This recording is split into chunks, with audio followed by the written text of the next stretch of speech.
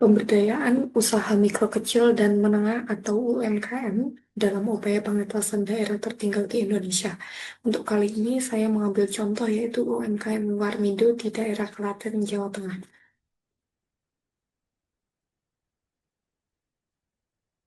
Sebelumnya perkenalkan nama saya Francisca Wolansari, mahasiswa bisnis. Di sini saya bersama narasumber yaitu Ibu Livia Ayu Andarista selaku pemilik Warmindo yang ada di daerah Klaten, Jawa Tengah. Selanjutnya untuk latar belakang, Klaten merupakan salah satu daerah di Jawa Tengah dengan tingkat ekonomi yang masih berkembang. Lapangan kerja formal yang terbatas, banyak masyarakat bergantung pada sektor informal. UMKM menjadi salah satu solusi utama untuk membuka lapangan pekerjaan dan meningkatkan pendapatan masyarakat di daerah sana. Untuk tantangannya sendiri, terdapat keterbatasan modal, akses pemasaran, dan pemanfaatan teknologi digital. Untuk rumusan masalahnya sendiri ada tiga, yaitu bagaimana peran Warmindo dalam meningkatkan perekonomian masyarakat Klaten. Yang kedua, apa saja tantangan yang dihadapi dalam mengelola UMKM di daerah yang tertinggal. Yang ketiga adalah bagaimana digitalisasi dan dukungan pemerintah dapat membantu mengembangkan UMKM tersebut. Berikut untuk profil UMKM Warmindo yang dijalani oleh Ibu Livia. Nama usahanya adalah Warmindo, pemiliknya adalah Ibu Livia, berdiri sejak 2022. Untuk lokasinya dekat sekolah dan lingkungan pemukiman di daerah Klaten. Untuk produk utamanya adalah aneka mie instan, minuman, makanan ringan.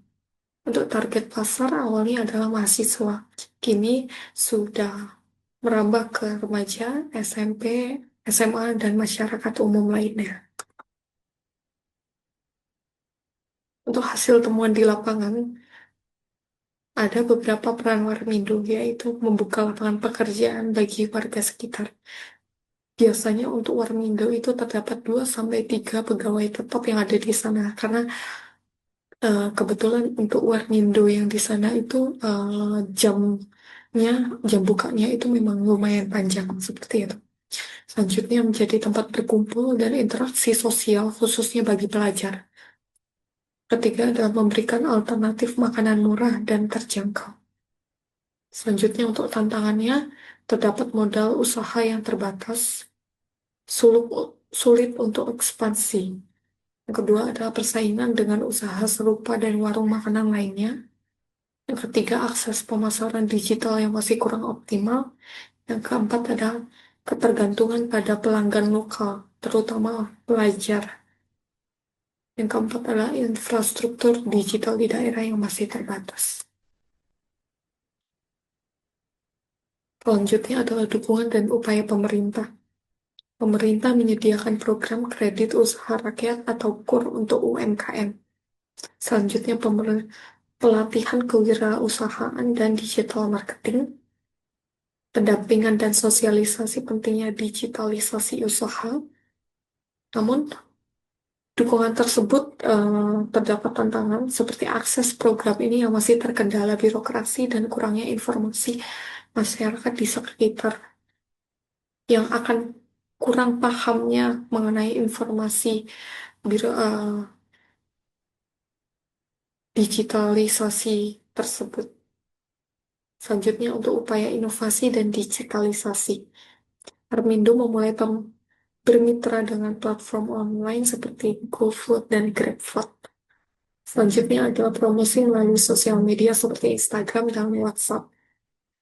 Selanjutnya mengikuti pelatihan digital marketing untuk peningkatan penjualan online. Selanjutnya kolaborasi dengan konten kreator lokal untuk promosi. Untuk harapannya sendiri adalah pemerintah lebih aktif memfasilitasi pelatihan dan akses internet di daerah tersebut.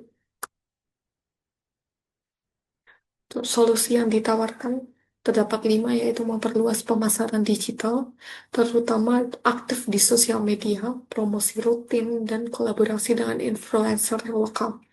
Selanjutnya, mengakses modal usaha seperti pengajuan KUR atau sistem arisan modal. Ketiga adalah penguatan komunitas UMKM. Tujuannya untuk membentuk komunitas UMKM untuk saling berbagi informasi dan peluang.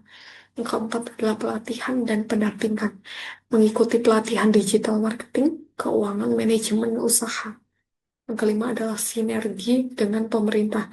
Mendorong pemerintah untuk mempermudah akses program UMKM dan menyediakan infrastruktur digital di daerah. Untuk refleksi pribadi, terdapat lima, yaitu mendapatkan pengalaman langsung tentang realitas dan tantangan UMKM di daerah yang tertinggal. Yang kedua, menyadari pentingnya inovasi dan adaptasi digital dalam usaha yang kecil. Yang ketiga, merasakan bahwa dukungan pemerintah sangat penting, namun pelaku usaha juga harus proaktif dalam menjalankan usahanya. Yang keempat adalah lebih menghargai perjuangan pelaku UMKM dalam membangun ekonomi lokal. Yang kelima adalah termotivasi untuk terus belajar dan berkontribusi dalam mengembangkan UMKM di masa depan.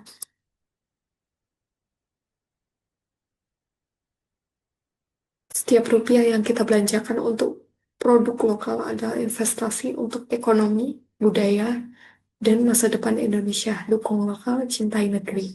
Kecil untuk kita, besar untuk mereka. Terima kasih. Sekian.